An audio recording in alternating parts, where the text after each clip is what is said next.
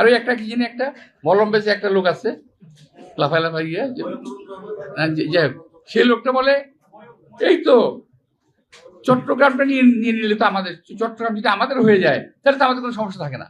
বা আবার রাজত্ব পাইছে, চট্টগ্রাম যদি আমাদের হয়ে যায়।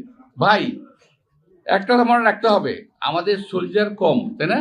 এটা আমাদের প্রতিবেশীদের ভাবে, কিন্তু আমি তাদেরকে ভাবতে বলবো যে আপনারা 71 সালের মুক্তিযুদ্ধ দেখেন, বিনা ট্রেনিং এ কিন্তু আমরা যুদ্ধ করেছি। আপনারা এই 24 সালের হাসিনার পতন দেখেন, বিনা অস্ত্রে আমাদের সন্তানেরা আমরা যুদ্ধ করেছি। বাংলাদেশের 20 কোটি লোক কিন্তু সোলজার, এই কথা আপনাদের মনে রাখতে হবে।